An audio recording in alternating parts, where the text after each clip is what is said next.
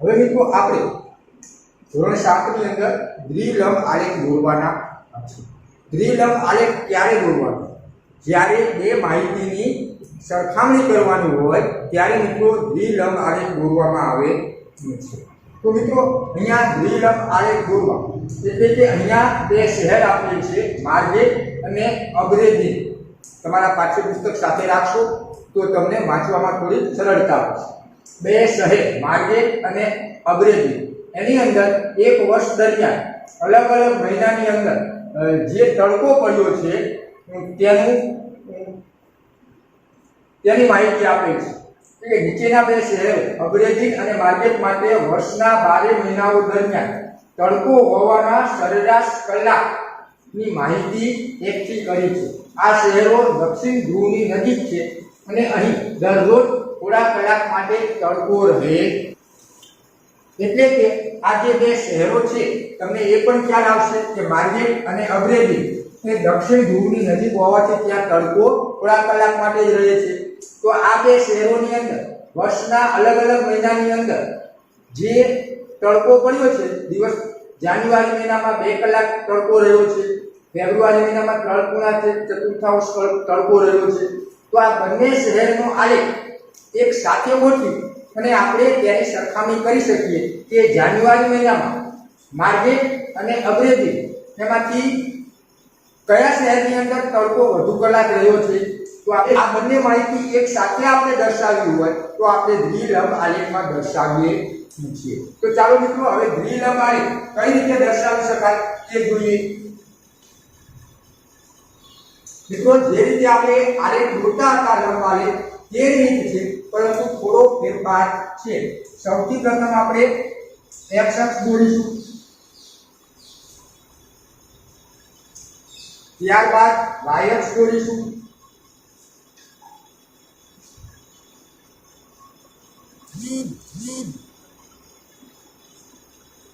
હવે મિત્રો x અક્ષ ઉપર શાબ્દિક માહિતી, તો શાબ્દિક માહિતીની અંદર અહીંયા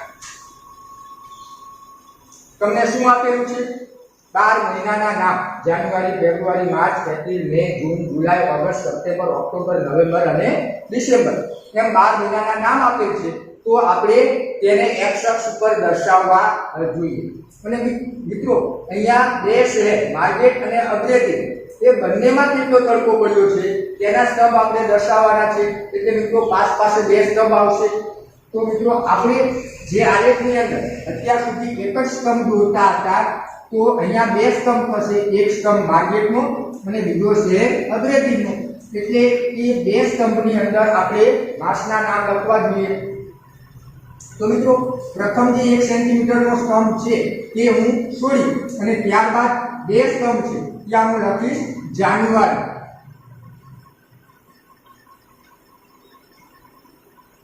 ત્યારબાદ મિત્રો એક સ્તંભ મૂકી બાકીના બે સ્તંભ છે ત્યાં હું લખીશ ફેબ્રુઆરી, બે સ્તંભ, ત્યારબાદ એક સ્તંભ મૂકી બાકીના બે સ્તંભમાં લખીશ માર્ચ, ત્યારબાદ મિત્રો એક સ્તંભ મૂકી હું માર્ચ પછી એપ્રિલ લખીશ,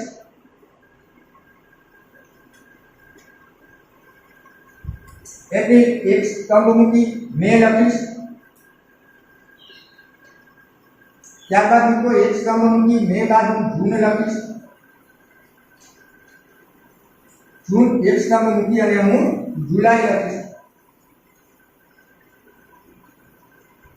મિત્રો આપણે અહીંયા આલેખ પેપર મારી પાસે નાનું હોવાથી હું જુલાઈ માસ સુધીનો જ દ્વિલંબ આલેખ દોરું છું, તમને ખ્યાલ આવી જશે। હવે મિત્રો આપણે y અક્ષ ઉપર શું દર્શાવવાનું છે? તડકો, કેટલા કલાક તડકો પડ્યો, કેટલા કલાક તડકો પડ્યો, તડકાની માહિતી આપણે y અક્ષ ઉપર દર્શાવવાની છે। તો તમે રકમમાં ધ્યાનપૂર્વક જોશો તો સૌથી મોટો પ્રાપ્તાંક કયો છે બંનેનો? તો માર્ગેટની અંદર સૌથી વધારે જુલાઈ મહિનાની અંદર, જૂન મહિનાની અંદર 8 કલાક તડકો પડ્યો છે અને અબ્રેદિનની અંદર સૌથી વધારે એપ્રિલ મહિનાની અંદર 6 કલાક તડકો છે। તો આપણે અહીં આલેખની અંદર વધુમાં વધુ 8 કલાક સુધી y અક્ષ ઉપર લખવું પડશે અને 8 કલાકમાં થોડીક માહિતી વધારે ઉમેરીએ તો 9 કલાક સુધી લખવું પડશે. તો મિત્રો અહીંયા આપણે 1 સેન્ટીમીટર બરાબર 1 કલાક લઈએ તો પણ ચાલે. તો આપણે સૌથી પ્રથમ પ્રમાણ આપણે લખીશું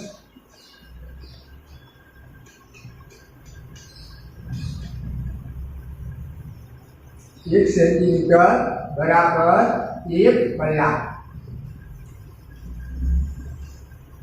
1 સેન્ટીમીટર બરાબર 1 કલાક. હવે અહીંયા જે આ ઉદ્ગમ બિંદુ છે ત્યાં 0 દર્શાવીશું.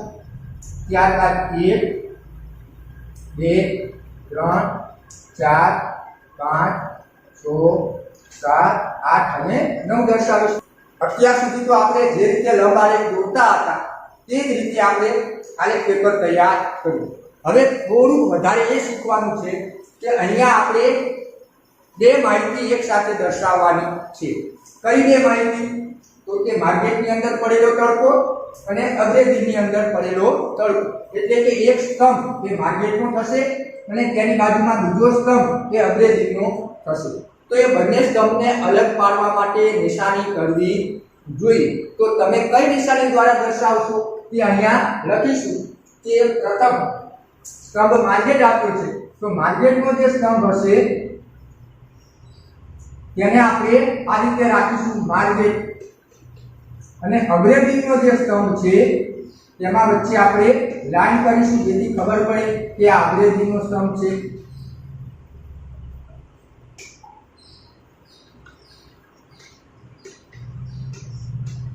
મિત્રો આટલો જ તફાવત છે. તમારે પાસે બે સ્તંભ દોરવાના છે. એમાં એક સ્તંભ એમાં વચ્ચે કોઈ નિશાની કરીશું નહીં અને બીજો જે સ્તંભ અગ્રેદીનો છે તેમાં વચ્ચે લાઈન કરીશું. તો ચાલો મિત્રો હવે આપણે આલેખ દોરીએ.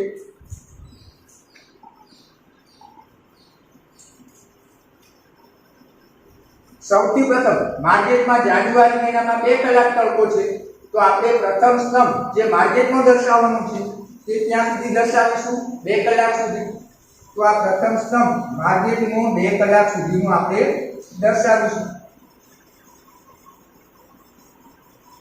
ત્યારબાદ મિત્રો બીજું શહેર જે આપેલું છે અગ્રેદી એમાં 1.1 કલાક 1.1 કલાક. હવે મિત્રો 1 કલાક એટલે કેટલી કલાક? 1 કલાકની 60 મિનિટ હોય. 1 કલાકની 60 મિનિટ હોય તો પ્રથમ 1 કલાક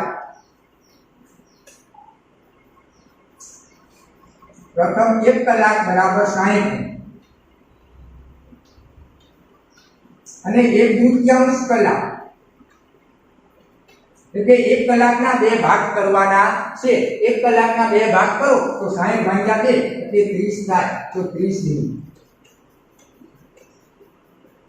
મિનિટ એટલે કુલ આપણે 90 મિનિટ થશે. 1.1 કલાક એટલે 90 મિનિટ થશે. તો મિત્રો આપણે બીજો જે અગ્રેદીનો સ્તંભ દોરવાનો છે તે 90 મિનિટ સુધી દોરવો જોઈએ. તો હવે મિત્રો આપણી પાસે જે આલેખ છે તેની અંદર 10 ભાગ કરેલા છે. અહીં 1 કલાક એટલે 60 મિનિટ. તો 60 મિનિટના 10 ભાગ કરો તો 60 ભાગ્યા 10 બરાબર 6 મિનિટ થાય. 60 ભાગ્યા 10 એટલે 6 મિનિટ થાય. તો હવે મિત્રો આપણે 90 મિનિટ સુધી જવું છે. તો પ્રથમ કલાક એટલે 60 મિનિટ થશે અને બીજી કલાક એટલે 30 મિનિટ. બીજી કલાક એટલે 30 મિનિટ. તો મિત્રો અહીંયા 1 કલાક પછીની પ્રથમ લાઈન આવશે તે 6 મિનિટ. 1 કલાક અને 6 મિનિટ. બીજી લાઈને 1 કલાક 12 મિનિટ. ત્રીજી લાઈને 1 કલાક 18 મિનિટ 24 મિનિટ અને પાંચમી લાઈને 1 કલાક અને 30 મિનિટ થશે. તો આ પાંચમી લાઈન એટલે 1 કલાક અને 30 મિનિટ એટલે કુલ 90 મિનિટ થશે. તો આપણે ત્યાં સુધીનો સ્તંભ દોરીશું અને તેમાં આડી લાઈન કરીશું. તો મિત્રો આ થયો લંબ આલેખ. હવે મિત્રો ફેબ્રુઆરી માસની અંદર જોઈએ તો ફેબ્રુઆરી માસની અંદર માર્કેટની અંદર 3.1 કલાક તડકો છે. 3.1 કલાક તડકો છે.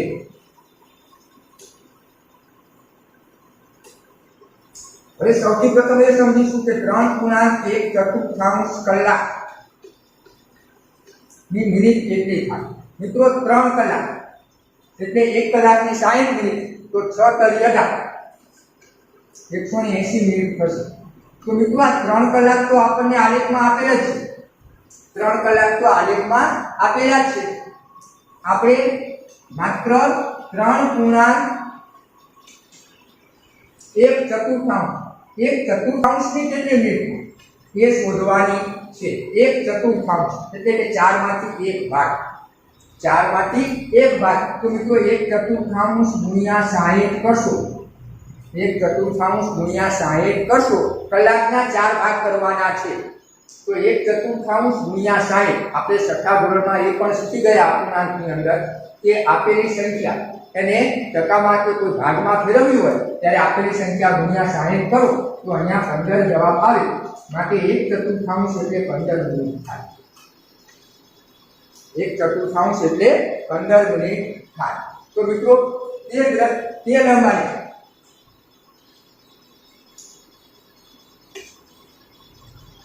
સૌથી પ્રથમ માર્કેટ 1.3 કલાક, 3.1 કલાક। તો અહીંયા માર્કેટનો દર્શાવવા માટે 3 કલાક અને ત્યારબાદ 15 મિનિટ, એટલે પ્રથમ લાઈન 6 મિનિટ થશે, ત્યારબાદ 12 મિનિટ થશે અને ત્યારબાદ 18 મિનિટ થશે। મિત્રો હવે આપણે 15 મિનિટ દર્શાવવી હોય તો 12 અને 18 ની વચ્ચે તેના બે ભાગ કરી અને આપણે 15 મિનિટ વચ્ચે દર્શાવી શકીએ।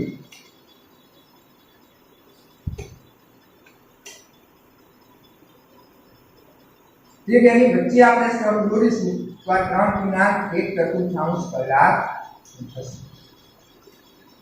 પ્રથમ લાઈને 6 મિનિટ, બીજી લાઈને 12 અને ત્રીજી લાઈને 18, એટલે 12 અને 18 ની વચ્ચે 15 આવે તો એ જે નાની જે ઝાંખી લીટી તમને દેખાય છે, આખી લીટી, તેના પણ બે ભાગ કરી અને આપણે 3.1 કલાક દર્શાવી શકીએ। હવે મિત્રો ત્યારબાદ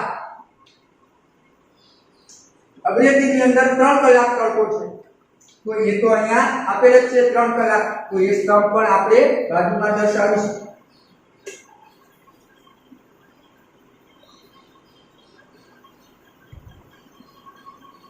અને અગ્રેજી માટે આપણે શું વાપરવું છે, અંદર ટ્રાન્સલેટી એટલે જોનારને ખ્યાલ આવી જાય કે આ સ્તંભ માર્કેટનો છે અને બાજુનો સ્તંભ એ અગ્રેજીનો છે। ચાલો હવે માર્ચ મહિનાની અંદર, માર્ચની અંદર 4 કલાક માર્કેટની અંદર અને 3.1 કલાક અગ્રેજીમાં છે। સૌથી પ્રથમ 4 કલાકનો માર્કેટનો સ્તંભ દોરીશું।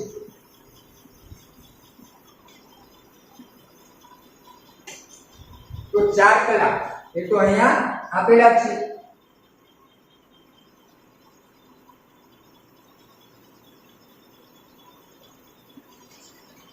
ત્યારબાદ 3.1 કલાક એટલે કે 3 કલાક અને 1/2 કલાક એટલે 30 મિનિટ, 1/2 કલાક એટલે 30 મિનિટ જે અહીંયા આપણે દોરી હતી। તો 3 કલાક પછીની પહેલો ભાગ 6 મિનિટ, બીજો ભાગ 12 મિનિટ, ત્રીજો ભાગ 18, ચોથી લાઈન 24 અને પાંચમી લાઈન એ 30 મિનિટ દર્શાવે। 3 કલાક 30 મિનિટ, 30 મિનિટ એટલે અડધો કલાક। તો હવે આપણે એનો સ્તંભ દોરીશું અને તેમાં આપણે લાઈન કરીશું જેથી ખબર પડે કે આ સ્તંભ એ અગ્રેજીનો છે। ચાલો મિત્રો હવે એપ્રિલ માસની અંદર, એપ્રિલ માસની અંદર 4 કલાક અને 6 કલાક, માર્કેટમાં 4 કલાક અને અગ્રેજીની અંદર 6 કલાક છે। તો સૌથી પ્રથમ માર્કેટની 4 કલાકનો સ્તંભ દોરીશું।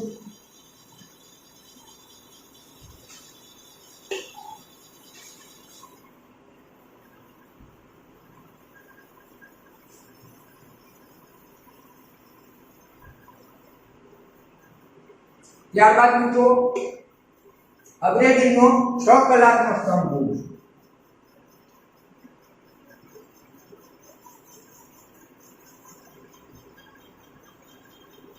મિત્રો આમાં વચ્ચેની લાઈન બંનેમાં કોમન એટલે એ લાઈન પર જ બંનેનો સ્તંભ થશે. હવે અગ્રેજી માટે આપણે વચ્ચે આ રીતે લાઈન દર્શાવીશું. તો મિત્રો આ રીતે આપણે દ્વિલંબ આલેખ સહેલાઈથી દોરી શકીશું. ચાલો એક બીજું ઉદાહરણ લઈએ. બાકીના માસનો દ્વિલંબ આલેખ દોરવા તમે ઘરેથી પ્રયત્ન કરજો. મિત્રો તમે અહીં જોઈ શકો છો કે માર્કેટ અને અગ્રેજીનો દ્વિલંબ આલેખ અહીં દોરી અને દર્શાવેલ છે.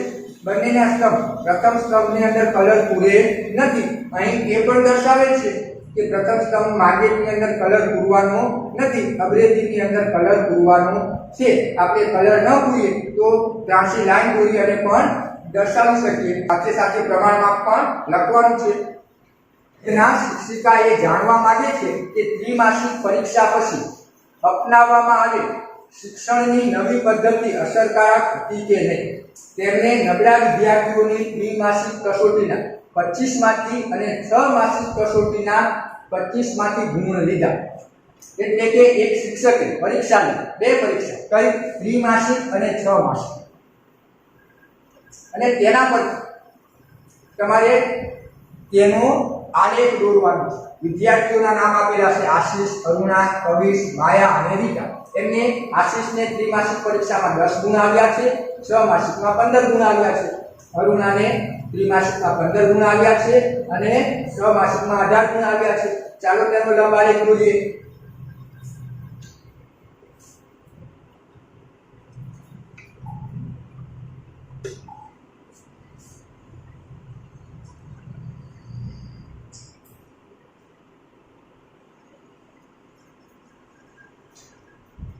સૌથી પ્રથમ x અક્ષ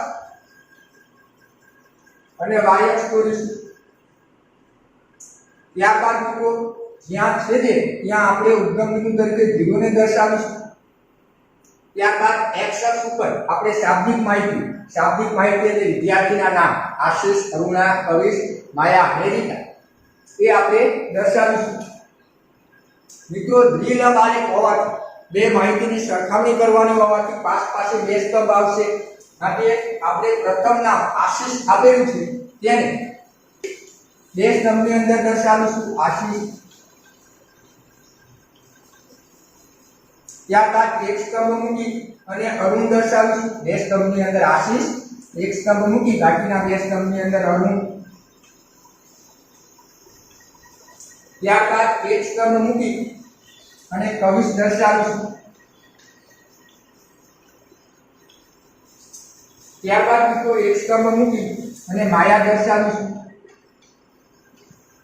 અને ત્યારબાદ એક સ્તંભ મૂકી અને રીટા દર્શાવીશું. મિત્રો અહીંયા નામ મેં બે સ્તંભમાં દર્શાવ્યા છે કારણ કે આપણે બે સ્તંભ દોરવાના છે. એક સ્તંભ ત્રિમાસિક પરીક્ષાનો અને બીજો સ્તંભ 6 માસિક પરીક્ષાનો.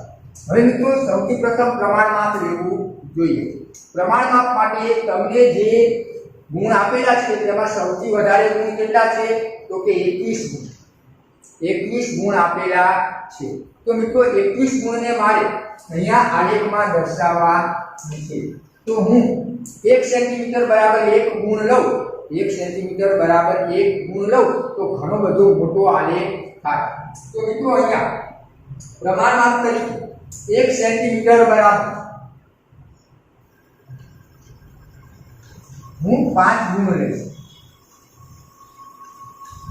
1 સેન્ટીમીટર બરાબર 5 ગુણ લઈશ, જેથી 5 સ્તંભની અંદર 5 સેન્ટીમીટરમાં આપણો આલેખ આવી જશે. હું 2 ગુણ પણ લઈ શકું. 2 ગુણ લઉં તો 10 દુ 20 11 સ્તંભ થશે, એટલે એ પણ મોટો થશે. તો 1 સેન્ટીમીટર બરાબર 5 ગુણ આ મેં પ્રમાણમાપ લખ્યું છે. ત્યારબાદ મિત્રો બે સ્તંભ દોરવાના છે. પ્રથમ માહિતી આપણને ત્રિમાસિક પરીક્ષાની આપેલી છે, તો આપણે અહીંયા નિશાની કરીશું કે પ્રથમ જે સ્તંભ આવે તેમાં રંગ પૂરવાનો નથી કે લાઈન કરવાની નથી, અને તે કોનો છે? દ્વિમાસિક પરીક્ષાના ગુણનો સ્તંભ થશે. અને બીજો જે સ્તંભ દોરીશ તે આ રીતે હું સ્તંભ દોરી તેમાં લાઈન કરીશ, તે સ્તંભ 6 માસિક પરીક્ષાનો થશે. હવે મિત્રો હું આલેખ દોરવાની શરૂઆત કરીશ. તો આશીષને સોરી મિત્રો, y અક્ષ પર સંખ્યાત્મક માહિતી લખવાની બાકી છે. તો પ્રથમ 5, 10, 15, 20 અને 25. સૌથી વધારે ગુણ 21 છે, માટે આપણે 25 સુધી માહિતી લખીશું. હવે મિત્રો, આશીષને ત્રિમાસિક પરીક્ષાની અંદર કેટલા ગુણ મળ્યા છે? 10 ગુણ. કેટલા ગુણ મળ્યા છે? 10 ગુણ. તો અહીંયા 10 આપેલા છે. તો પ્રથમ સ્તંભ 10 ગુણનો થશે. હવે 6 માસિક પરીક્ષાની અંદર 15 ગુણ મળ્યા છે. તો 6 માસિક પરીક્ષામાં આપણે 15 સુધી સ્તંભ દર્શાવીશું. અને 6 માસિક પરીક્ષા માટે આપણે વચ્ચે લાઈન કરીશું, જેથી ખ્યાલ આવે કે આ સ્તંભ 6 માસિક પરીક્ષાનો છે. હવે અરુણને મિત્રો ત્રિમાસિક પરીક્ષાની અંદર 15 ગુણ મળ્યા છે. તો અરુણનો 15 સુધીનો ત્રિમાસિકનો સ્તંભ દોરીશું. અને 6 માસિકની અંદર 18 મળ્યા છે. તો મિત્રો હવે 18 એટલે કે 15 અને 20 ની વચ્ચે આવે. 15 અને 20 ની વચ્ચે આવે. કેટલા ભાગ છે? 10 ભાગ. કેટલા ભાગ છે? 10 ભાગ. અહીં પ્રમાણમાં કેટલું છે? 1 સેન્ટીમીટર એટલે 5 ગુણ લીધા છે.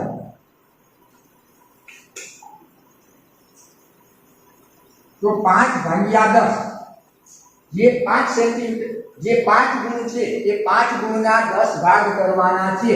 તો 5 ભાગ્યા 10 કરું તો મને 0.5 એટલે કે 1/2 એટલે કે અડધો ગુણ મળે. 1/2 એટલે અડધો. તો એક લીટીએ અડધો ગુણ થશે. તો એક લીટીએ અડધો ગુણ થાય તો બે લીટીએ 1 ગુણ થાય. તો મારે 18 દર્શાવવા હોય તો પ્રથમ લાઈન, બીજી લાઈને 1 એટલે કે 15 ને 1 16, ત્રીજી અને ચોથી લાઈને 17 અને પાંચમી લાઈને 18 ગુણ થશે. તો મારે આલેખ 5 લાઈન સુધી દોરવો જોઈએ. ખ્યાલ આવ્યો મિત્રો? અહીંયા એક લાઈન 10 ભાગ છે એટલે પ્રથમ જે લાઈન આવશે એનો ગુણ કેટલો થશે? 0.5 એટલે કે અડધો ગુણ. બીજી લાઈન કરીશ એટલે 0.5 માં બીજા 0.5 ઉમેરીશ એટલે અડધો અને અડધો એક થઈ જશે, 1 ગુણ થશે. ત્રીજી લાઈન મિત્રો 1.5 થશે. 1 માં અડધો ઉમેરીશ તો 1.5 થશે. ચોથી લાઈન મિત્રો 1.5 માં બીજો અડધો ગુણ ઉમેરીશ તો 2 ગુણ થશે. પાંચમી લાઈન મિત્રો 2 અડધો ઉમેરીશ તો 2.5 થશે. અને છઠ્ઠી લાઈન મિત્રો 3 ગુણ થશે. એટલે 15 ને 3 18, 1 2 3 4 5 અને 6 લાઈન મેં કરેલી છે. તો અહીંયા મિત્રો આપણે આલેખ 6 લાઈન સુધી દોરીશું.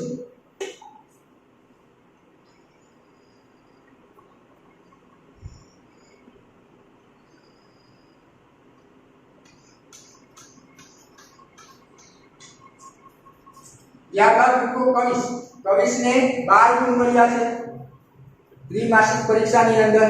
તો 12 ગુણ એટલે એક લાઈને અડધો ગુણ. 12 એટલે 10 અને 2 12. અહીંયા 10 આવશે, 2 12 એટલે 2 લાઈને 1 ગુણ થાય તો 2 થી 4, 4 લાઈને 2 ગુણ થાય. તો ચોથી લીટી એટલે પ્રથમ લીટી,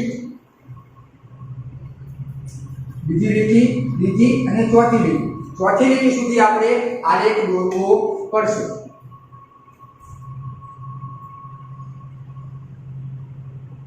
ત્રિમાસિક પરીક્ષાનો સ્તંભ હોવાથી તેમાં આપણે નિશાની કરીશું નહીં. અને કવિશને 6 માસિક પરીક્ષાની અંદર 16 ગુણ મળ્યા છે. તો 15 પછી 1 ગુણ એટલે 2 લાઈન. 15 પછીની બીજી 2 લીટીએ 16 થશે. તો આપણે 2 લાઈન સુધી આપણે એનો સ્તંભ દોરીશું. ત્યારબાદ માયાને ત્રિમાસિક પરીક્ષાની અંદર 20 ગુણ મળ્યા છે. તો 20 ત્રિમાસિક પરીક્ષાના અને 21 ગુણ 6 માસિક પરીક્ષાના. એટલે 20 પછી 1 ગુણ દર્શાવવાનું છે. 1 ગુણ દર્શાવવા માટે 2 લાઈન સુધી, 20 પછીની બીજી 2 લીટી સુધી આપણે આલેખ દોરવો જોઈએ. તો અહીંયા જો 2 લાઈન થતી હોય તો આપણે ત્યાં સુધી દોરીશું સ્તંભ અને તેમાં આપણે આ રીતે દર્શાવીશું. હવે મિત્રો રીટાને ત્રિમાસિક પરીક્ષાની અંદર 9 ગુણ મળ્યા છે, એટલે કે 5 અને 10. તો 9 5 પછી બીજા 4 ગુણ, અહીંયા 5 4 ગુણ એટલે 4 ગુણે 8, 4 ગુણે 8, કારણ કે બે લીટીએ 1 ગુણ થાય છે. તો 8 લીટી સુધી 1 2 3 4 5 6 7 અને 8, 8મી લીટી આપણે આડી લાઈન દોરીશું અને ત્યારબાદ સ્તંભ દોરીશું.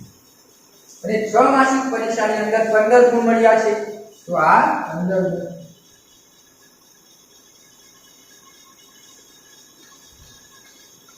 તો મિત્રો આ રીતે દ્વિલંબ આલેખ દોરી શકાય. હવે આ આલેખની મદદથી આપણે સરળતાથી પ્રશ્નના જવાબ પણ આપી શકીએ કે આશીષને 6 માસિક પરીક્ષામાં કેટલા ગુણ મળ્યા છે. તો આ સ્તંભ 6 માસિક પરીક્ષાનો છે, 15 ગુણ મળ્યા છે. માયાને ત્રિમાસિક પરીક્ષાની અંદર કેટલા ગુણ મળ્યા છે. તો પહેલો સ્તંભ ત્રિમાસિક પરીક્ષાનો છે, તો એને 20 ગુણ મળ્યા છે. આશીષને 6 માસિક પરીક્ષા કરતા ત્રિમાસિક પરીક્ષામાં કેટલા ગુણ ઓછા મળ્યા છે. તો 6 માસિક પરીક્ષામાં 15 હતા, ત્રિમાસિકમાં 10 હતા, તો 15 માંથી 10 જાય તો 5 ગુણ ઓછા મળ્યા છે. તે જ રીતે મિત્રો કોઈ પણ પ્રશ્નનો જવાબ આપણે આપી શકીએ. તો આ રીતે લંબ આલેખ અને દ્વિલંબ આલેખ દોરી શકાય છે. આ આલેખ દોરવા માટે મિત્રો તમારી પાસે આલેખ પેપર હોવું જરૂરી છે. એ મંગાવી અને પ્રેક્ટિસ કરશું. હવે પછીના વિડિયોની અંદર આપણે સ્વાધ્યાય 3.3 ના દાખલાનો અભ્યાસ કરીશું.